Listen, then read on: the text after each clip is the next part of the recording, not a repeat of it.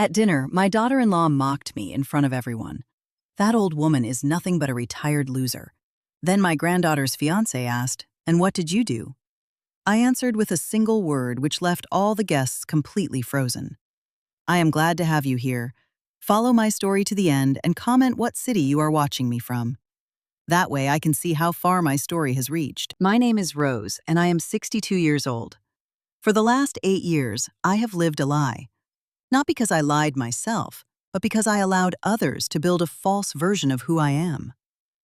That night in the dining room of my own house, watching my daughter-in-law Juliet serve dessert, with that smile that never quite reached her eyes, I knew the time had come for the truth to step into the light.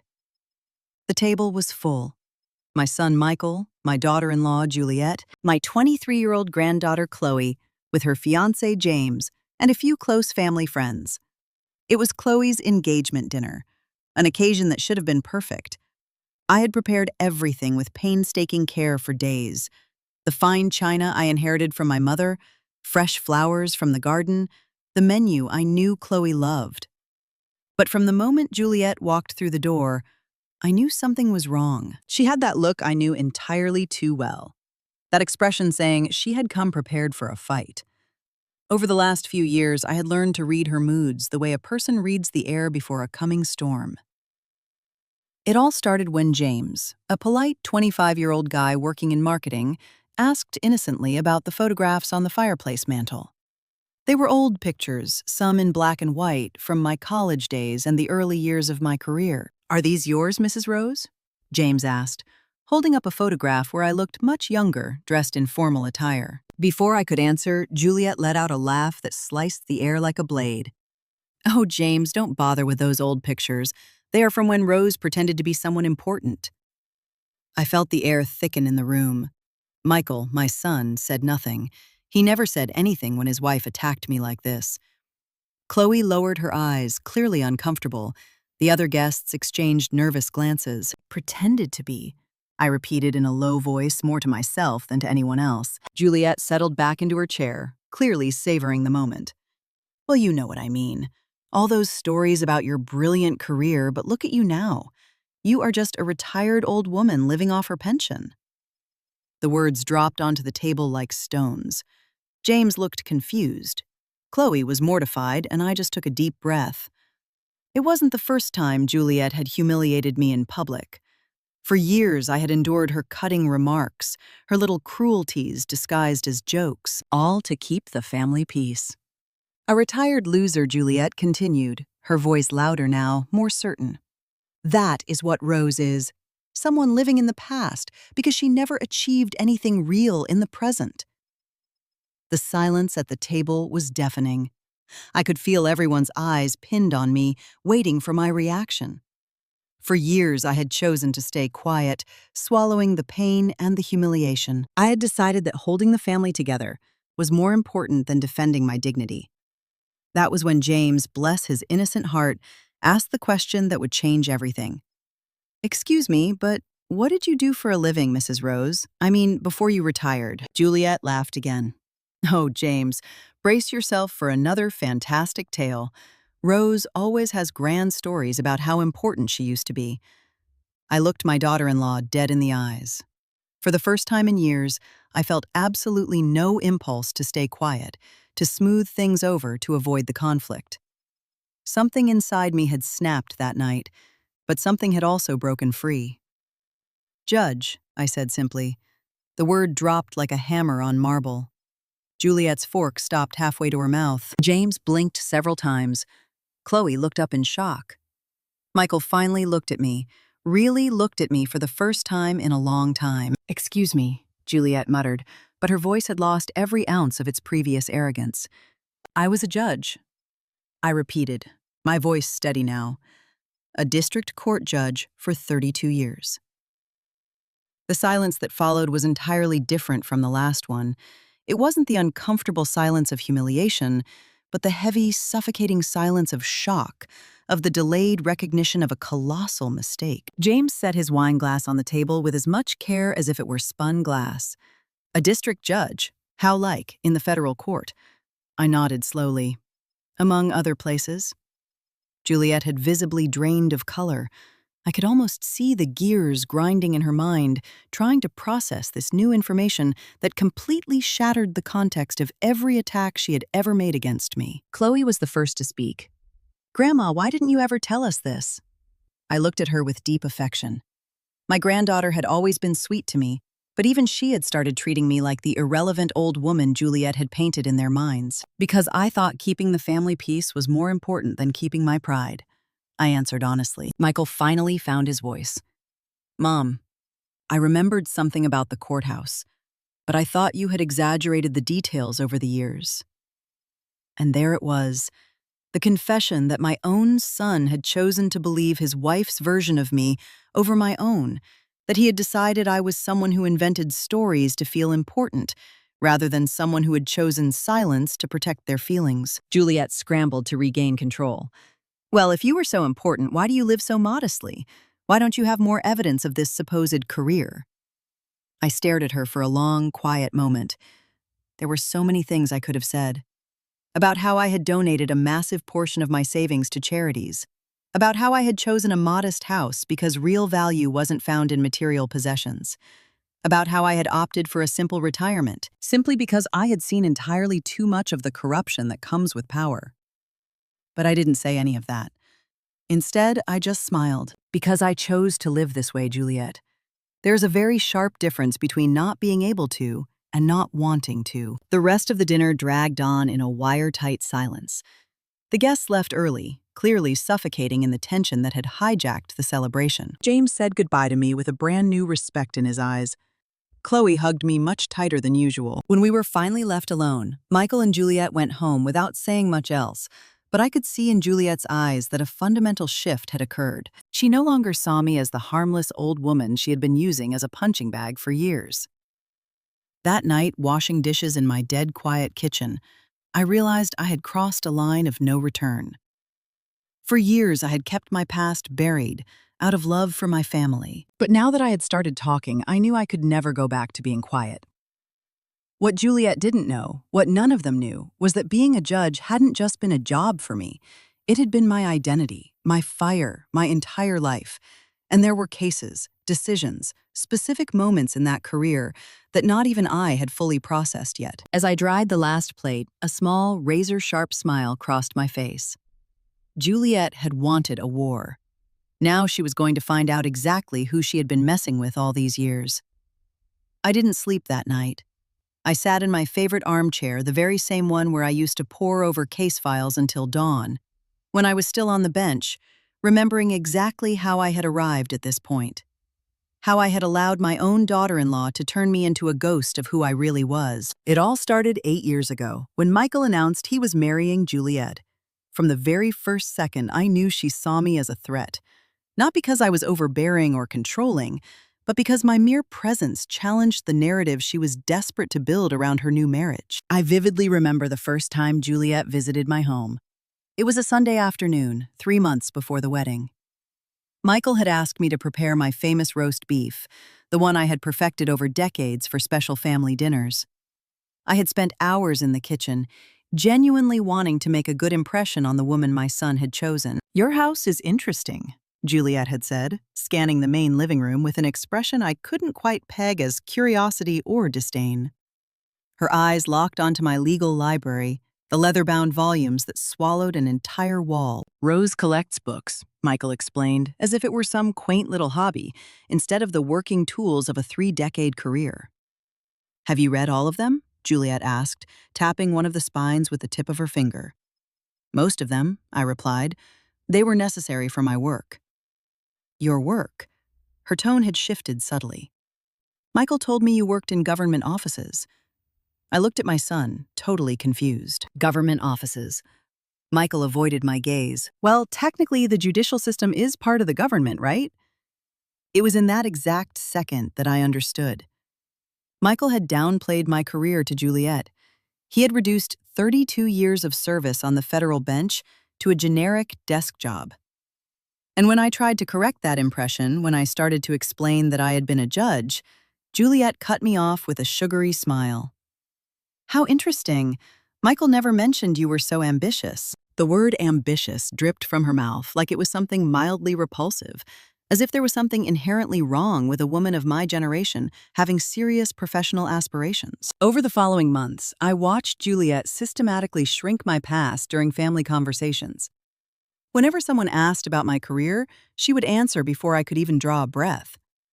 "Oh, Rose worked for the county," she would say with a smile that firmly shut the door on further questions. "You know how those government jobs are, a lot of paperwork." At first, I tried to correct these wildly inaccurate descriptions, but every time I did, Juliet would fire back with remarks that made me sound boastful or delusional. "Rose tends to dramatize things a bit," she once told Michael's sister during a family gathering. It is totally understandable. After retiring, a lot of people embellish their memories about how important they were at their jobs. The implication was crystal clear. I was a delusional old lady spinning grandiose fairy tales about a painfully mundane past. And the most agonizing part was that Michael never defended me. He just stood there drowning in silence, letting his wife rewrite my entire history. During the first year of their marriage, I tried to hold on to my place in the family. I hosted Sunday dinners, remembered every birthday, offered my help the second Chloe was born. But inch by inch, Juliet started building subtle, invisible walls between my granddaughter and me. "Chloe is just so swamped with school," she would tell me when I called to invite my granddaughter over to spend some time together. "Maybe next week." Next week never came. When Chloe turned 15, I suggested we could do something special together. Maybe a weekend trip to the city to catch a Broadway show. Chloe had shown a real spark for theater since she was little, and I had old contacts who could pull strings for incredible seats. "That is so generous of you, Rose," Juliet had said. "But we already have family plans. Besides, Chloe is at that age where she prefers hanging out with kids her own age, not with, well, you know." I didn't know. Or rather, I knew perfectly well, but I refused to admit it out loud. Juliet was painting me into the corner as the irrelevant, dust-gathering grandmother that teenagers naturally run away from. The cruelest part was how she orchestrated the whole thing. There were never any direct confrontations, no screaming matches, no open insults, just a constant, systematic erosion of my place in the family. Seemingly innocent comments that stacked up over the years had manufactured an image of me as someone who had maybe been marginally useful in the past, but was now just an old woman with a nasty habit of exaggerating. Rose always has such colorful stories about her working days, she had told a neighbor over the fence during a backyard barbecue. She has a very vivid imagination for someone her age. By the time Chloe went off to college, I had been reduced to a background extra in my own family. My granddaughter loved me, but she viewed me entirely through the distorted lens Juliet had so carefully crafted.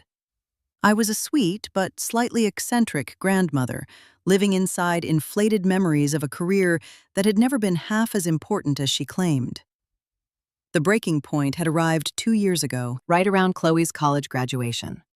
I had desperately wanted to give her something special, something that carried the full weight of my pride in her academic achievements. I had seriously considered gifting her my law books. Some of them were highly valuable first editions, thinking maybe she would follow my footsteps into the law.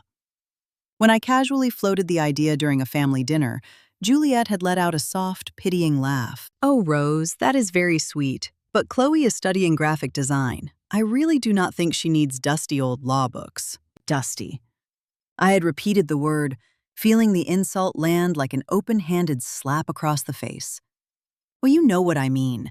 They are very specialized books for someone who does not work in a government office." And there it was again. That deliberate, calculated reduction of my life's work into something generic and entirely insignificant. That night after Michael and Juliet left, I stayed awake until the sun came up, just staring at my library. Every single one of those books represented years of grueling study, labyrinthine cases, decisions that had irreparably altered real human lives. I had interpreted constitutional law. I had presided over trials that cemented national precedents.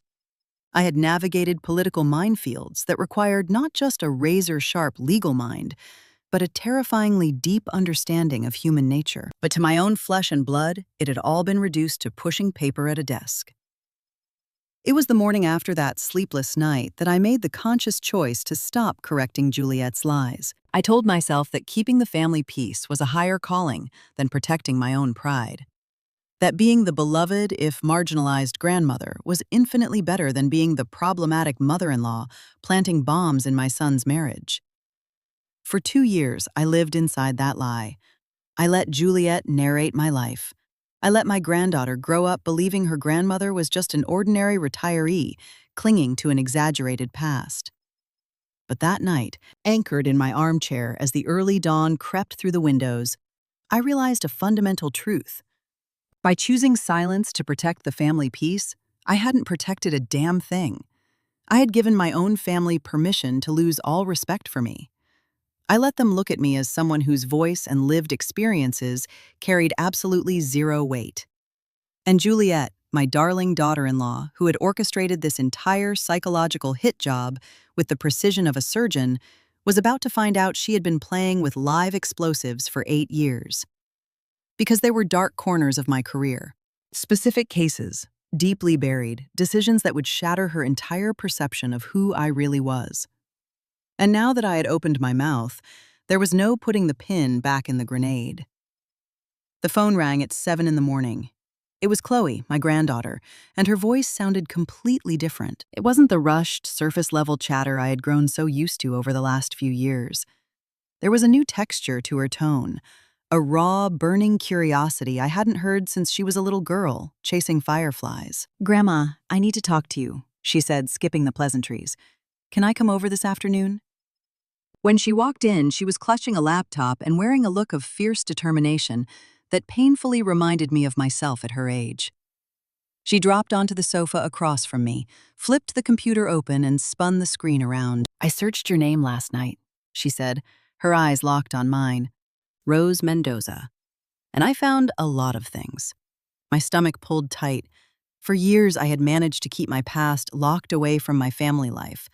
But the internet has a flawless, eternal memory.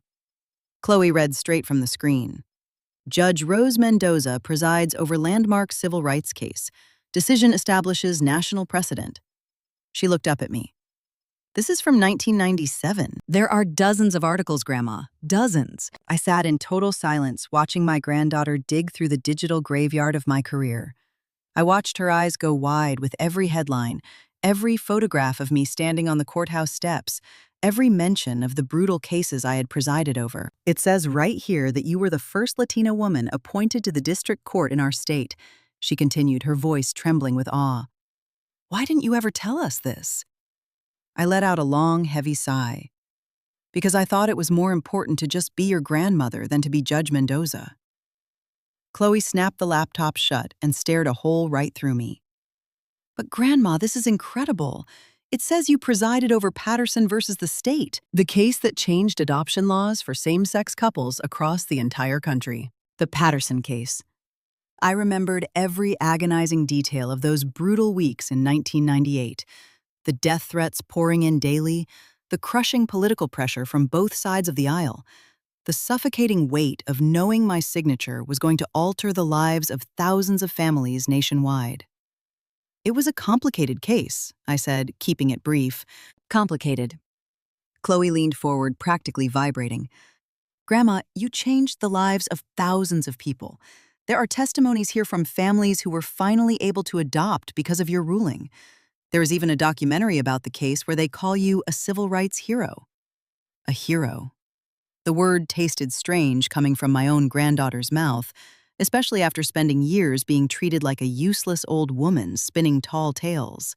"Does Mom know about this?" Chloe asked, the exact question I had been dreading. "Your mother knows I was a judge, but she never took an interest in the details." Chloe's brow furrowed deep. "How is it even possible that she wasn't interested?" "Grandma, you are famous. There is an entire wing of the courthouse named after you." It was true. The Rose Mendoza Family Justice Wing had been dedicated in 2005, 3 years before I stepped down from the bench. It was one of the crowning honors of my career. But by then, I had already made the ironclad decision to keep my professional world cordoned off from my family. Chloe spent the next hour walking me through articles she had unearthed. Cases I had buried in the back of my mind, mentions in heavy legal journals, photos of award galas I had attended completely alone because I never wanted my family to feel obligated to come. "Look at this," she said, reading from another piece. "Judge Mendoza is widely known for her compassionate yet unyielding approach in domestic violence cases. Her sentencing guidelines have become a gold standard for courts in neighboring states." Chloe looked at me, her eyes shining with tears. "Grandma, you saved lives." The words hit me in the chest, much harder than I ever expected. For years, I had actively shrunk my own legacy. I had swallowed Juliet's poisonous narrative that my life's work was entirely ordinary. But sitting there, listening to my granddaughter read the actual breathing impact of my rulings, it resurrected something I had buried deep in the dirt. I had been good at my job, terrifyingly good. "Why did you retire so early?" Chloe asked. "It says here you could have easily stayed on the bench until you were 70. "I retired at 54 because I wanted to be present for my family. Because Michael had just gotten married, and I thought maybe there would be grandchildren soon. Because I truly believed that being a grandmother was a higher calling than being a judge. I wanted time for the family," I answered, giving her the honest truth. Chloe shook her head, a slow, sad movement. "But Grandma, don't you see? You could have had both. You could have been Judge Mendoza and still been our grandmother." She was right, of course. But for years, Juliet had manipulated me into believing that my career was a massive brick wall between me and my family, that my professional milestones made me intimidating, cold, unreachable, that in order to be a good mother-in-law and a loving grandmother, I needed to be smaller. I needed to be ordinary. That afternoon, after Chloe left, I received a phone call I didn't see coming. It was James, Chloe's fiancé. "Mrs. Rose," his voice came through the line, formal but laced with deep respect. "I hope you don't mind me calling you directly. Chloe told me all about your career and I wanted to call and apologize." "Apologize for what?" "For not treating you with the absolute respect you deserved last night. If I had known who you really were, I never would have let anyone speak to you like that." His words were wrapped in good intentions, but they rubbed me entirely the wrong way. "James, I deserve respect because I am a human being, not because I used to be a federal judge." The line went dead quiet for a second. "You are right, of course. But Mrs. Rose, what I honestly cannot wrap my head around is why someone with your track record would ever allow themselves to be treated like that. You stared down dangerous criminals. You ripped apart corrupt systems. Why didn't you defend yourself last night?" It was a brutally fair question, and it was the exact same question I had been asking the mirror. Because I thought preserving the illusion of family harmony was more critical than preserving my own spine. And now I looked over at my massive legal library, at the framed photos on the shelves, at the plaques and commendations I had stuffed into dark drawers, just so I wouldn't seem arrogant. Now I was left wondering if I had actually been preserving family harmony or if I had simply been underwriting my own abuse. That night, for the first time in nearly a decade, I dragged out my old professional photo albums. Glossy prints of swearing-in ceremonies, high-stakes trials, moments that had forged not just my resume, but the very core of my identity. There was one photograph in particular that stopped the breath in my throat. It was from 2003, right after the Rollins versus the City verdict. I had spent 6 grueling months tearing out the roots of systemic corruption inside the local police department. I had waded through daily threats and blatant intimidation tactics. In the photo, I was standing on the courthouse steps, right after handing down the sentence, swarmed by reporters and furious community activists. I looked like a fortress. I looked fierce, unbending, like a woman who would rather snap in half than let anyone walk all over her. What the hell had happened to that woman? The phone rang again. This time, it was Michael. "Mom, we need to talk." His voice came through tight as a wire. "Juliet is extremely upset about last night." "Upset about what?" "She says you humiliated her in front of our friends, that you intentionally hid information just to make her look like a fool." I felt a dark, bitter laugh bubble up from the bottom of my lungs. "I humiliated her, Michael? Your wife has been actively humiliating me for 8 straight years." "Mom, that is not the point. The point is that now everything is incredibly awkward. Juliet feels terrible. And how do you think I have felt for the last 8 years? A long, heavy silence stretched across the line. Finally, Michael let out a ragged sigh. I just didn't know you had been so important. So important, as if my entire worth as a breathing human being hinged entirely on the title printed on my door. Michael, I was always important. I was your mother. But even as the words left my mouth, I realized the cold truth. He just didn't get it. For Michael, just like for Juliet, my value was inextricably tied to my professional status. The day I chose to step down, the day I chose to just be a grandmother, I had completely forfeited his respect without even realizing it. That night, as I got ready for bed, I made a concrete decision. I was not going back into the shadows. I was not going to let Juliet hijack the pen and rewrite my history one more time. I was done pretending to be a fraction of myself just to keep everyone else comfortable in their ignorance. But more importantly, I realized Juliet had made a fatal, catastrophic miscalculation. For years, she had operated on the assumption that she held all my cards. She thought she had excavated every relevant detail of my boring little past. She had built her entire campaign of humiliation on a laughably shallow understanding of who I actually was. What she didn't know, what absolutely no one in my family knew, was that the cases Chloe had dug up on Google were just the tip of a very dark iceberg. There were shadows in my career rulings I had handed down, volatile situations I had controlled that had never seen the light of a news camera, cases that demanded a level of cold, ruthless determination that would permanently shatter their illusion of who I was. And now that I had decided to stop hiding, Juliet was about to find out exactly what kind of monster she had been poking with a stick for the last 8 years. The call came at 6 o'clock on Tuesday morning.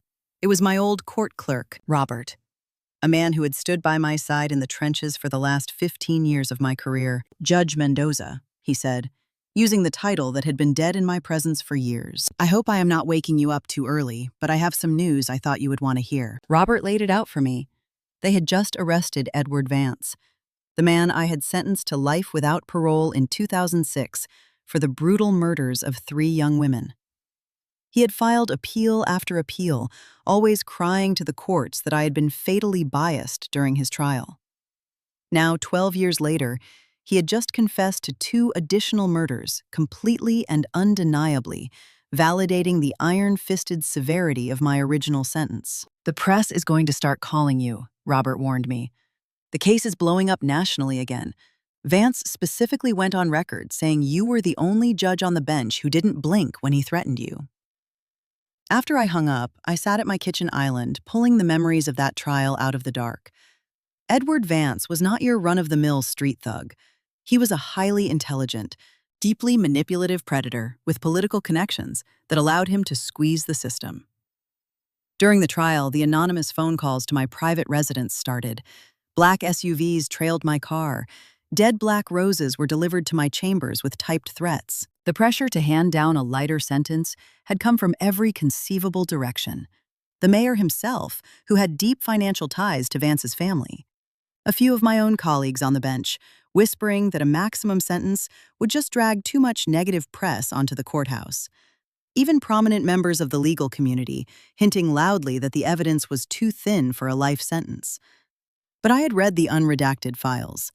I had sat with the shattered families of those girls. I had weighed every single grain of evidence, and I had reached a cold, inescapable conclusion. Edward Vance was a rabid dog who would absolutely kill again the second he tasted freedom. The morning after I handed down the life sentence, I found a manila envelope tucked under the windshield wiper of my car. Inside was a candid photograph of Michael walking out of his college dorm. Attached was a note that read, "Accidents can happen to anyone." That was the first time in my entire career that I felt ice-cold terror. Not for my own life, but for my blood. I quietly hired private security to shadow Michael without ever breathing a word to him. I altered my daily routes, and for months I lived my life constantly checking the rearview mirror. I never told Michael about the death threats. I refused to let him live in fear. I refused to let him carry the guilt of the hazards of my job. But walking through that fire taught me something fundamental about my own soul. When the situation demanded it, I could be absolutely ruthless. The phone rang again. This time it was a reporter from the local paper. Judge Mendoza, this is David Chen from the Herald Tribune. I was wondering if you might have a few minutes to answer some questions regarding the Vance case and his recent confession. I hesitated. For years, I had treated the media like a plague. I had kept my head down and my profile practically invisible. But something inside my chest had shifted tectonic plates since that dinner with Juliet. You can come by my house this afternoon, I told him. David Chen knocked on my door precisely at 2 o'clock. He was a young guy, probably around Michael's age, armed with a digital recorder and a legal pad crammed with questions. Judge Mendoza, a lot of our younger readers are completely in the dark regarding the original Vance trial. Could you walk me through why it was such a massive controversy? I settled deep into my chair, feeling a sensation I hadn't felt in nearly a decade. The heavy, natural authority that came with dissecting my life's work. Edward Vance wielded a staggering amount of political and financial leverage. I started the words flowing effortlessly.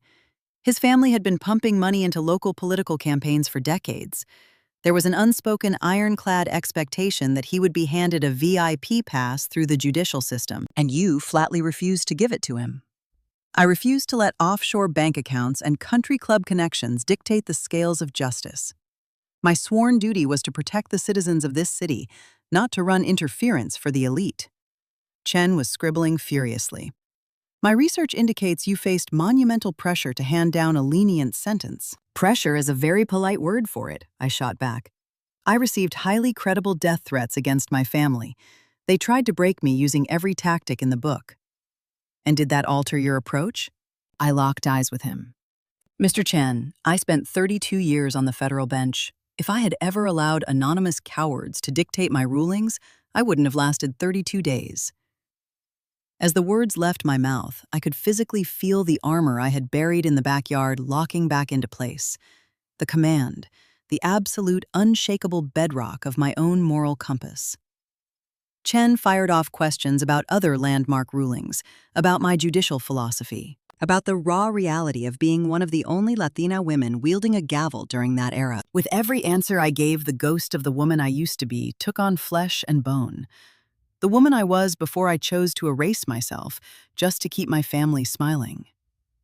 Long after he packed up and left, I sat in my living room, chewing on something I had said during the interview. When Chen asked what advice I would give to young women staring down the barrel of intimidation or pressure to conform, I had looked right at his recorder and said, "Never shrink yourself just to make the people around you feel comfortable. This world requires your absolute unmitigated strength, not a bite-sized, watered-down version of who you actually are." Those words echoed off the walls of my own skull, because for 8 straight years, that was exactly what I had done. I had put myself in a shrinking box so Juliet could feel like the biggest person in the room. I had suffocated my achievements. I had trivialized my own history. I had actively played dumb and helpless. Later that afternoon, my phone lit up with a call from Chloe. "Grandma, did you know they are doing a whole segment on you on the evening news?" I had no idea. Chen had said the piece would run in tomorrow's paper, but he hadn't breathed a word about the television broadcasts. "Dad and Mom are watching it right now," Chloe pushed on. "Mom looks like she's going to be sick." That night, Michael and Juliet materialized on my front porch without a phone call. Juliet was wearing a face I had never seen on her before. It was a cocktail of raw nerves and something that looked suspiciously like reluctant fear. "We saw the interview," Michael said, bypassing hello. And then Juliet spoke up.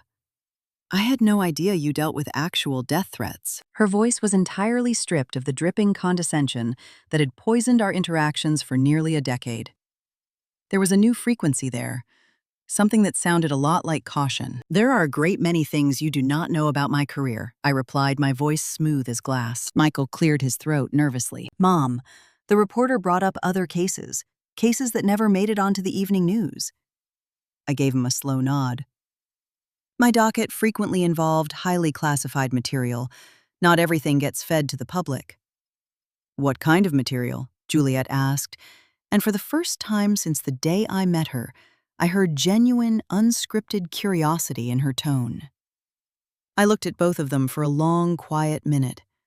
For years, I had acted as the guardian of their comfort, burying the dark, jagged edges of my past, so they could sleep at night. But after the bloodbath of the last week, after surviving 8 years of their systematic disrespect, my contract as their emotional bodyguard had officially expired. I handled organized crime syndicates, I said, my voice deadpan. High-level municipal corruption.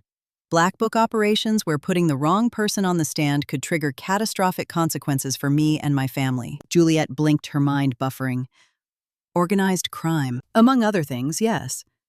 Throughout the 90s, our judicial district was ground zero for narcotics trafficking and massive money laundering operations.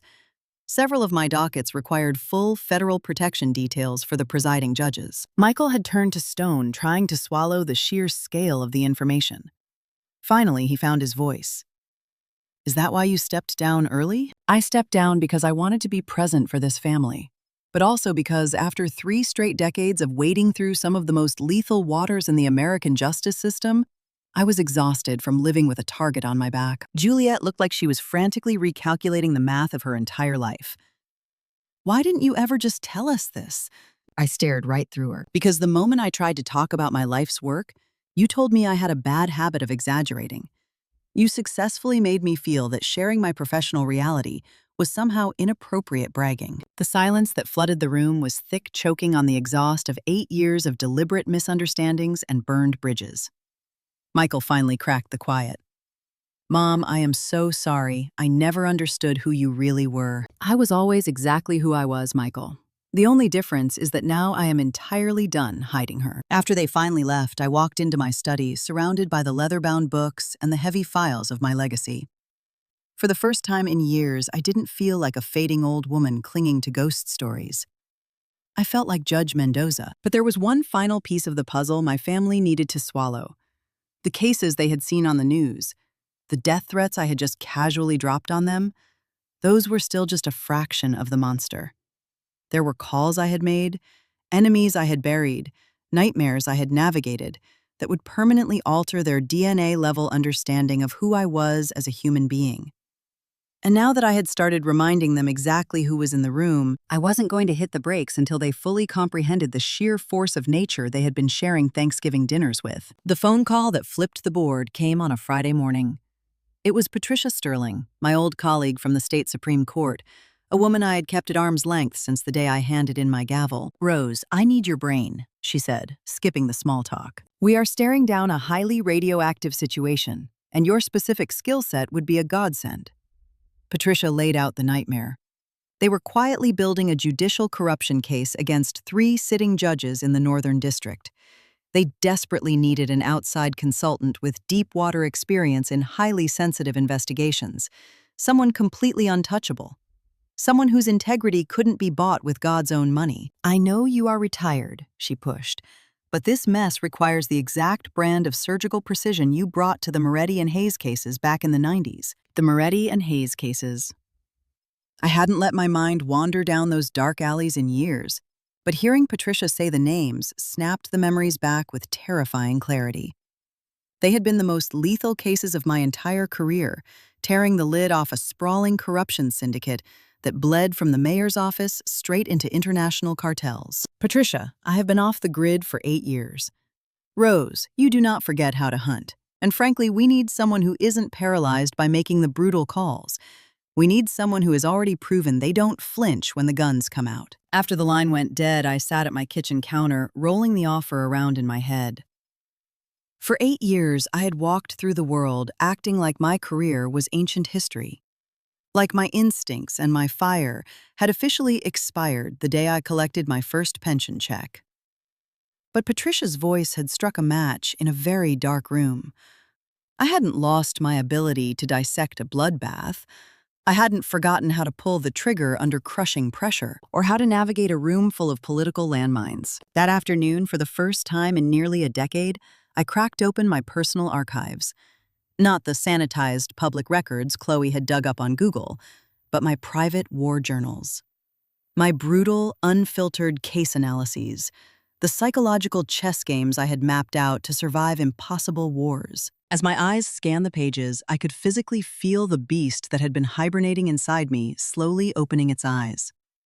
The razor-sharp clarity, the cold-blooded trust in my own instincts, the absolute, unshakable certainty that I could walk into any room on Earth and own it. First thing Monday morning, I called Patricia and took the job. That exact same afternoon, Juliet showed up on my front porch.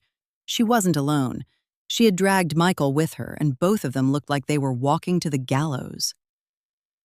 "Rose, we need to talk," Juliet said, her voice carrying a gravity I had never heard from her before. I stepped aside and let them in, watching carefully as Juliet scanned my living room like she was stepping onto a foreign planet. Her eyes locked onto the towering stacks of legal briefs I had spread across the coffee table. She stared at the heavy-framed professional photos I had permanently remounted on the walls. "We have been talking," Michael started, his voice shaky, "about everything that has been coming to light lately, about the massive blind spots we had regarding your career." "And?" I asked, keeping my voice dead level. Juliet cleared her throat, clearly fighting a war inside her own head. "I wanted to formally apologize for the comments I made the other night, for the way I have treated you all these years." It was the very first time Juliet had ever handed me a direct apology, but there was a frequency in her tone that made my teeth grind. It didn't sound like genuine, soul-deep remorse. It sounded exactly like a predator who had just realized they had been hunting a lion and was now desperately trying to back out of the cage. "I accept your apology," I said, my voice cold and smooth. "But you need to understand something very clearly. The issue was not just a few cheap shots over dessert. The issue has been 8 uninterrupted years of you systematically attempting to erase my worth as a human being." Michael jumped in. "Mom, we completely understand that now, and we want to fix it." "Fix it how?" Juliet and Michael shot each other a panicked look. They had absolutely rehearsed this script. "We want you to come back and be a central part of this family," Juliet said, "as the person you really are. Not as the person I am, as the person she thought I was." Her choice of words was a massive tell. She wasn't apologizing for treating me like garbage. She was apologizing for miscalculating my resume, as if the root problem was her lack of Wikipedia research, and not her complete lack of basic human decency. "Juliet," I said, letting the silence stretch before I dropped the hammer, "you would have kept treating me exactly the same way until the day I died, if you hadn't found out about my judicial record." She flinched. That is a very unfair question." "No, it isn't. A human being deserves basic, fundamental respect, regardless of the title printed on their business card." Michael shifted uncomfortably on the sofa. "Mom, I think you are being a little vindictive here. Juliet is trying to make things right." I turned and locked eyes with my son. I hit him with a look I hadn't used on him since he was a teenager. It was the dead-eyed stare I reserved exclusively for defense attorneys trying to sell me a fabricated alibi. "Michael, your wife spent 8 years actively brainwashing you into believing your own mother was a delusional old woman. And for 8 straight years, you never once stopped to ask yourself if she was lying. You never once stood up and defended my name." The silence that crashed down on the room was suffocating. Michael's face drained of all color. I watched the exact second the reality of his own spineless complicity finally shattered his ego. "And now," I kept pushing, "now that you realize my life actually meant something, suddenly you want to play happy family? Do you really not see the sickness in that?" Juliet's voice shrank to a whisper. "What do you want us to do?" The question actually caught me off guard. For nearly a decade, I had been the one twisting myself into knots. I had been the one shrinking, adapting, making myself small so they could feel big. Now they were sitting in my house, asking for my terms. "I want you to understand that my existence does not require your permission," I said, letting every word land like a brick. "I want you to finally admit that the problem was never my tendency to exaggerate. The problem was your pathological need to minimize me. And I want you to know that if we are going to have any kind of relationship moving forward, it is going to be built on mutual, unshakable respect, not on your sudden, terrified realization of my resume." Michael gave a slow, defeated nod. "That is fair." But Juliet looked like she was choking on a bone. "Rose, there is one more thing I need to ask." "What?" "Chloe mentioned you took a consulting job. Is that true?" "Yes." Are you going back to work full-time? And there it was, the bleeding heart of Juliet's panic. It wasn't just that she had misjudged my past. It was the terrifying realization that her absolute control over the family dynamic was collapsing. If I stepped back into the world as a powerful, authoritative force, I am going to do exactly what I deem appropriate, I fired back. Exactly as I have done for my entire adult life. It is just that Chloe is planning her wedding, and we really thought you could help with. Help with what? I cut her off mid-sentence. With the menial chores you deem appropriate for a retired old lady? Baking cupcakes and folding napkins? Juliet's face burned red. I didn't mean it like that. But that is exactly what you meant. You are perfectly fine with me being Judge Mendoza in the history books, but you are terrified of me being an active, powerful woman in the present. I stood up from my chair, pulling up every ounce of the terrifying authority I had forged over 30 years on the bench. Listen to me very carefully, both of you. For 8 years, I made myself small so you could have your perfect, frictionless little family. That dies today. From this second forward, I am going to live as the woman I actually am. I am going to take the jobs that ignite my blood, and I am going to make the decisions I know are right. If my shadow makes you uncomfortable, that is entirely your problem. It is no longer mine. Michael and Juliet walked out of my house shortly after, looking thoroughly rattled by this resurrected version of me, a version that absolutely refused to sand down her edges, just so they wouldn't get cut. That night, I called Patricia and officially locked in my contract for the corruption probe. Then I did something I hadn't done in a decade. I started dialing the private numbers of my old heavy-hitter colleagues, catching up on the blood and guts of recent constitutional law. With every single phone call, I could feel the steel in my spine hardening. It wasn't arrogance. It was the terrifying, quiet power that only comes from knowing exactly who you are and exactly what you are worth. On Wednesday night, my phone buzzed. It was Chloe. Grandma, Dad, and Mom said you were going back to work. I am consulting on a federal case, yes. Does that mean you are not going to have time for us anymore?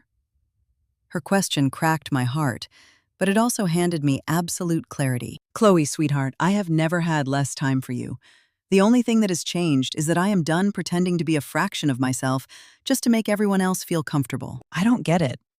It means I am going to be your grandmother, and I am going to be Judge Mendoza.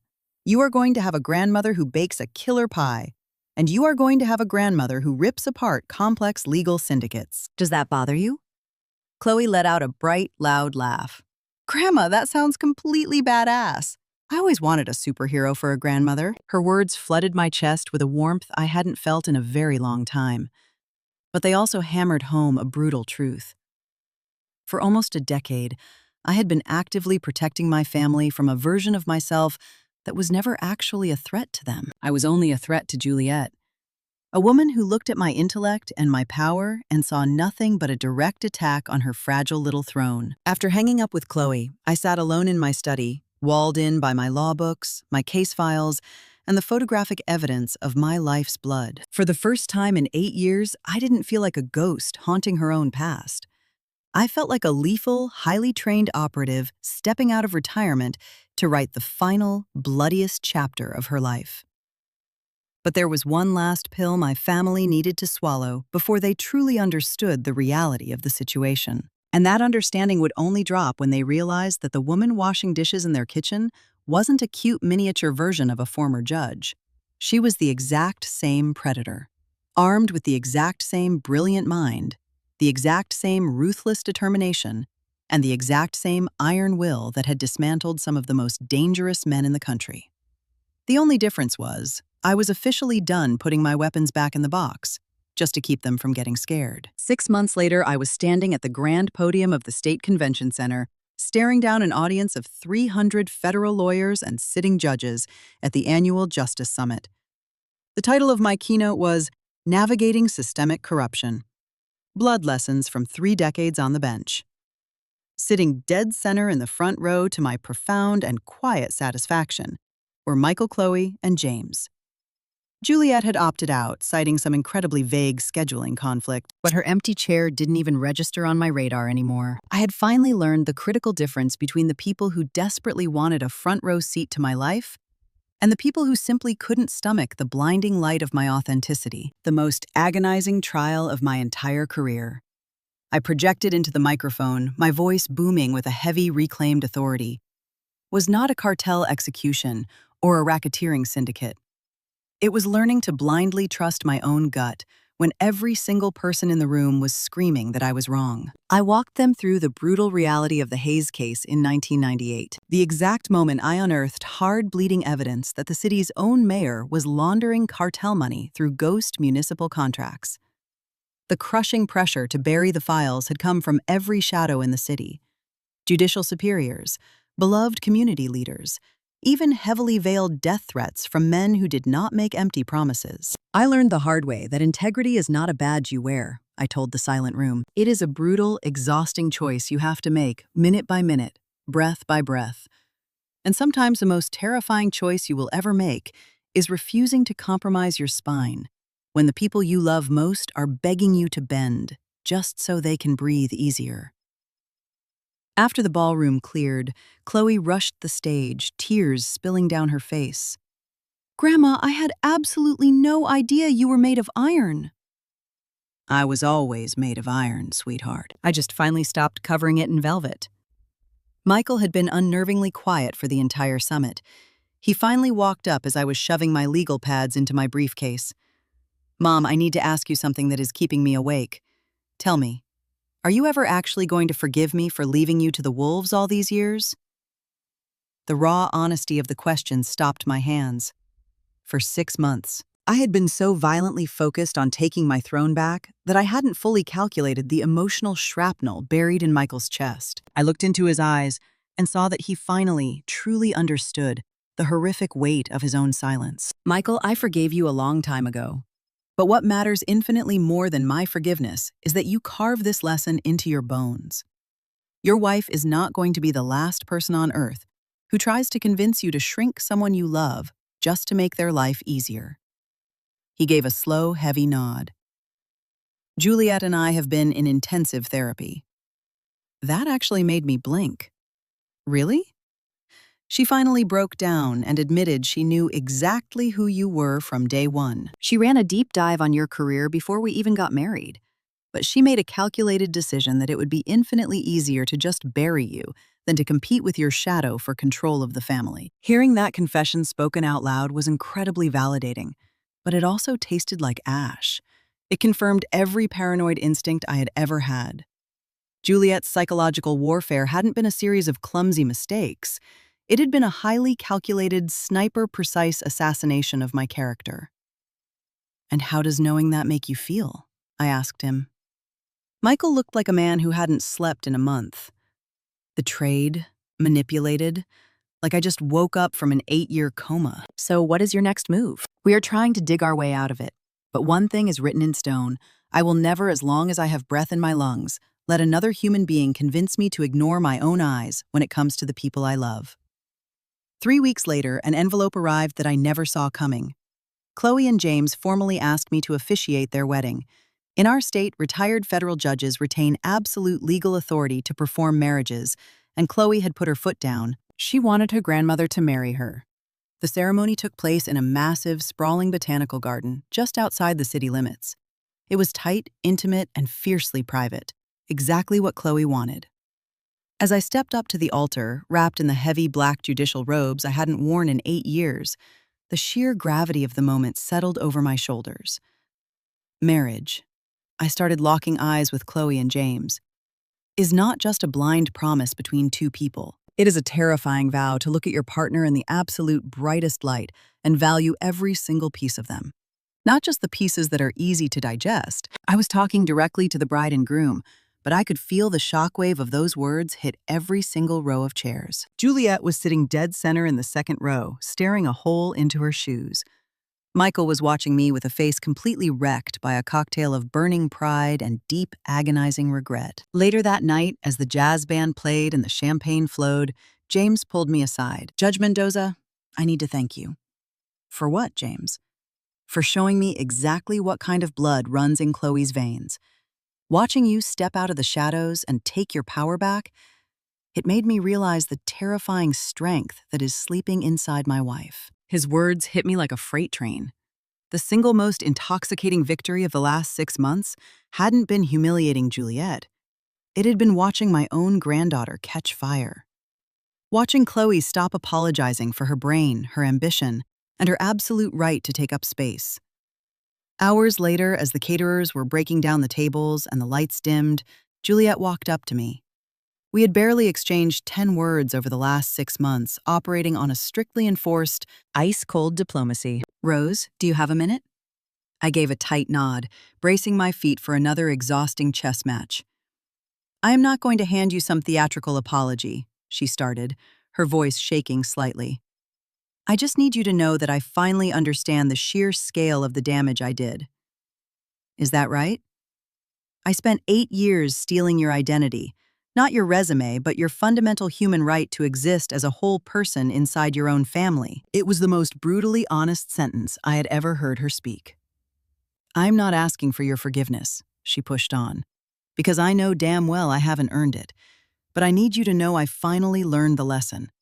Trying to hack someone else down at the knees never makes you taller.